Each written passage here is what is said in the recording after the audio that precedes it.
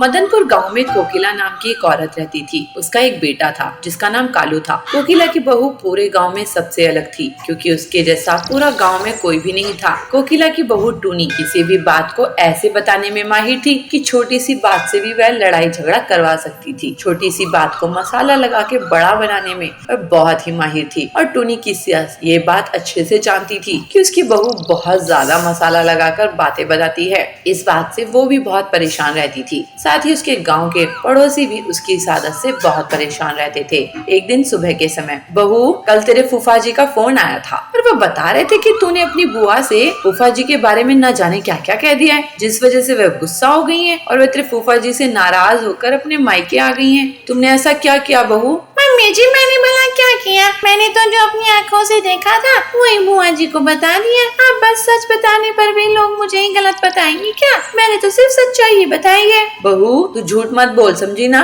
हम अच्छे से जानते हैं तेरी आदत को। छोटी सी बात को भी तू मिर्च मसाला लगाकर बताती है। इतनी सी बात को इतना बड़ा बनाने में कोई तुझसे सीखे। अपनी इस आदत को सुधार ले बहू, समझी ना? बताओ, मैंने तो सच ही बताया था। इसमें भी सब मुझे ही गलत बोल रहे हैं। बताओ। अच्छा, ऐसा क्या देखा था तुमने जिससे बुआ जी फूफा जी को छोड़कर चली गई? मैंने देखा था कि कल बाजार में फूफा जी किसी अनजान औरत के साथ थे और उसके साथ घूम रहे थे। फूफा जी किसी के साथ नहीं घूम रहे थे मंदबुद्धि, बल्कि वो उस औरत को रास्ता बता रहे थे। समझी ना? हमारी आदत है कि मसाला लगाकर बढ़ा चढ़ा कर बताना। इसे सुधार लो। टूनी अपने कमरे में चली जाती है। अगले दिन सुबह सुबह कोकिला टूनी से कहती है, बहू मेरे लिए चाय ले आना। टूनी चाय लेकर आती है और कहती है, मम्मी जी, पता है आपको, आपकी जो दोस्त है ना टुनटुन, वह आपसे तो कहती फिरती है कि उसकी बहू बहुत संस्कारी है, सारे काम करती है, लेकिन ऐसा कुछ भी नहीं है। अब तो फिर से शुरू हो गई। अरे माँ जी, मैंने अपनी आँखों से देखा था। मैं चाय का कप लेने के लिए उनके घर गई थी तो मैंने देखा कि आपकी दोस्त टुनटुन अपनी बहू के पैर दबा रही थी।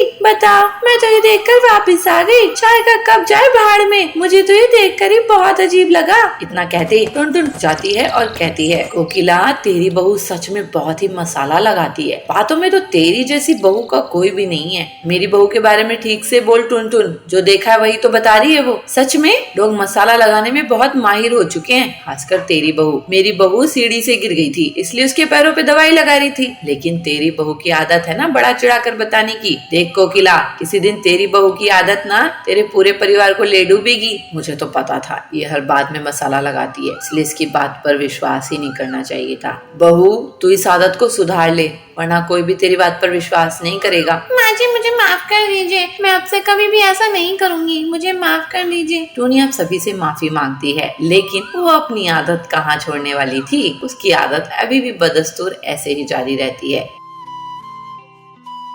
सिमी को सर से पैर तक देखती है और मुस्कुराते हुए कहती है, हाँ हाँ सिमी, क्यों नहीं। तुम्हें कैसी कहानियाँ पसंद है बताओ तो। गंगापुर नगर में सिमी नाम की एक छोटी सी लड़की रहती थी। उसे कहानियाँ सुनना बहुत पसंद था, मगर सिमी को कहानियाँ सुनाने के लिए किसी के पास टाइम नहीं था। सिमी माँ से कहानी सुनाने के लिए कहा तो माँ ने कहा, अरे सिमी, तुम तो जानती हो मेरे पास कितना काम है, ये सब काम कौन निपटाएगा। तो सिमी पापा के पास जाती है, पापा को कहानी सुनाने के लिए कहती है। अरे सिमी बेटा, मैं तो ऑफिस की फाइल्स देख रहा हूँ। सिमी दोनों की बातें सुन के बहुत परेशान होती है और उदास भी होती है। अरे मैं किसके पास जाके कहानी सुनूंगी, मम्मी पापा तो हमेशा काम में बिजी रहते हैं। तो सिमी दौड़ दौड़ के अपने भाई के पास पहुंचती है, भाई को भी बोलती है कहानी सुनाने के लिए। तो भाई कहता है, सिमी मुझे पढ़ाई करनी है, तुम भी जाके पढ़ो, कहानी के पीछे क्यों पड़ी हो। तो सिमी के मुंह पे फिर से उदासी छा जाती है, मगर सिमी हार नहीं मानी, पड़ोस में जाके पहुंच जाती है। पड़ोसी की आंटी को कहती है कहानी सुनाने के लिए। तो पड़ोस की आंटी कहती है, अरे मुझे कुछ काम धंधा नहीं है क्या, मैं अभी बाजार जा रही हूँ, अभी नहीं। सबकी ना सुनते सुनते सिमी थक के घर आ जाती है और तय करती है, अरे इन सब के पास टाइम नहीं है तो क्या हुआ, मैं कल जाके टीचर से पूछूंगी। ऐसे सोच के खाना खा के सो जाती है और सुबह स्कूल पहुंचती है तो टीचर से कहती है कहानी सुनाने के लिए। तब टीचर ने कहा, नहीं, अभी नहीं, पहले हम हिस्ट्री की लेसन खत्म करते हैं, बाद में टाइम मिला तो देखा जाएगा। तो सिम्मी फिर उदास चेहरे से आके अपने बेंच पे बैठ जाती है। सिम्मी जिस किसी को भी कहानियाँ सुनाने की मांग कर रही थी, उनके पास कहानियाँ सुनाने के लिए कोई टाइम ही नहीं था। एक दिन आशा दीदी सिम्मी के स्कूल आती है। आशा दीदी टीचर भी नहीं थी और वो पढ़ती भी नहीं थी। वे उस स्कूल में पढ़ने वाले बच्चों से बड़ी थी, मगर टीचर से छोटी थी। आशा दीदी दिखने में बहुत सुंदर थी, दुबली पतली सी है तो भी उसकी चेहरे पे एक अजीब सा मुस्कान था। आशा दीदी रोज स्कूल आने लगी और बच्चे और टीचर की दोस्त बन गई। तो सिम्मी की मन में एक ख्याल आता है, अरे मैं आशा दीदी को कह के कहानी सुन सकती हूँ। मगर सिम्मी के मन में थोड़ी सी हिचकिचाहट थी कि कैसे पूछे। तो वो एक दिन धीरे से आशा दीदी के पास जाती है। आशा दीदी, क्या आपके पास थोड़ा समय मेरे लिए है? क्या आप मुझे कहानी सुनाएंगी? तो आशा दीदी सिम्मी को सर से पैर तक देखती है और मुस्कुराते हुए कहती है, हाँ हाँ सिम्मी, क्यों नहीं, तुम्हें कैसी कहानियाँ पसंद है बताओ तो। सिम्मी को इससे पहले ऐसे कोई प्यार से बात नहीं किया कहानियों के बारे में। तो सिम्मी सोचते हुए पूछती है, दीदी क्या आपको भालू की कहानी आती है? तो आशा दीदी स्कूल के आंगन में स्कूल के बाद कहानी सुनाने की वादा करती है। तो सिम्मी और उसके दोस्त स्कूल के आंगन में स्कूल की लास्ट घंटी बजने के बाद जा पहुंचते हैं और आशा दीदी अपनी कहानी शुरू करती है। आशा दीदी जंगल में घूमते घूमते खो गया हुआ एक भालू की कहानी शुरू करती है। आशा दीदी की कहानी सुनाने की तरीका इतना मजबूत था कि सिम्मी को आशा दीदी की सिर्फ आवाजें सुनाई दे रही थी और सिम्मी तो अपनी ख्यालों में जंगल में भालू के साथ खुद खो गई थी। आशा दीदी की कहानी सुनाने की तरीका इतना आकर्षक था कि आसपास खेलने वाले सिम्मी के सारे दोस्त भी आशा दीदी की फैन बन गए और वो भी कहानी सुनने के लिए आ पहुँचे। ऐसे ही कहानियों का सिलसिला हर दिन चलता रहा। डमडमपुर के जंगल में कालू कौआ अपनी पत्नी पीलू चिड़िया के साथ रहता था। कालू कौआ अपने खेत में जामुन उगाता था और उसे शहर में बेचा करता था। कालू और पीलू का एक छोटा बच्चा था।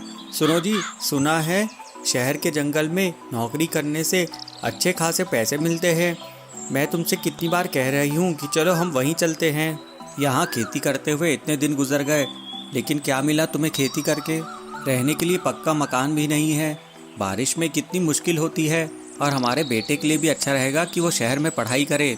मेरी बात मानो, यहाँ खेती करके हम हमेशा गरीब ही रहेंगे, कभी अमीर नहीं बन पाएंगे। अरे ये तुम कैसी बहकी बहकी बातें कर रही हो? मैं क्या अपनी ज़मीन जायदाद छोड़कर शहर में जाकर दूसरे के यहाँ नौकरी करूँ? ये मुझसे नहीं होगा। तुम समझते क्यों नहीं हो? मैं आपके और अपने बच्चे के भले के लिए ही कह रही हूँ। पीलू शहर के जंगल जाने की जिद पकड़कर बैठ जाती है। देखो जी, मैं आपसे आखिरी बार कह रही हूँ, ये गांव छोड़कर शहर चलो, वरना मैं अपने बेटे को लेकर मायके चली जाऊंगी और फिर यहाँ वापस नहीं आऊंगी। पीलू की जिद के आगे कालू को झुकना पड़ता है। अरे पीलू, तुम भी कितनी जिद्दी हो। चलो मैं 2-4 दिन बाद तुम्हें कुछ बताता हूँ। ऐसे ही 2-4 दिन बीत जाते हैं। फिर कालू घर आकर पीलू से कहता है, पीलू मैंने सोच लिया है, चलो हम शहर ही चलते हैं, तुम ज़रूरत के सामान बांध लो। फिर कालू अपने पूरे परिवार के साथ शहर की ओर चला जाता है। कालू शहर आकर एक किराना दुकान में नौकरी करने लगता है। इस तरह कुछ दिन बीत जाते हैं। शहर आकर पीलू और उसका बेटा बहुत खुश थे। ऐसे ही 6 महीने बीत जाते हैं। गांव में कालू के जो जामुन के पौधे थे वे सब सूख गए थे, उनकी कोई देखरेख करने वाला नहीं था। इधर कालू शहर में किराना दुकान में काम कर रहा था। एक दिन उस किराना दुकान में बहुत जबरदस्त आग लग जाती है और कालू की जान जाते जाते बचती है। हे भगवान, अच्छा हुआ तुम्हारी जान बच गई। मेरी जिद के कारण तुम शहर आए और लगभग जल के मर ही गए थे। मैं तो बहुत डर गई हूँ। अब कालू नई नौकरी की तलाश में यहाँ वहाँ भटकने लगता है, लेकिन उसे कोई भी काम नहीं मिलता है। इस तरह से 3 महीने बीत जाते हैं। अब उनके पास किराया देने का भी पैसा नहीं बचता है। पीलू, मैं बहुत परेशान हूँ, मुझे कोई काम नहीं मिल रहा है, ऐसे तो हम पूरी तरह से बर्बाद हो जाएंगे। मुझे माफ़ कर दो जी, मैं आपसे जिद करके आपको शहर लेके आई, आपको मुसीबत में डाली। हम अच्छी खासी खेती कर ही तो रहे थे। चलिए हम वापस गांव चलते हैं। इस तरह से कालू एक बार फिर से पीलू के साथ और अपने बेटे के साथ वापस गांव पहुंच जाता है।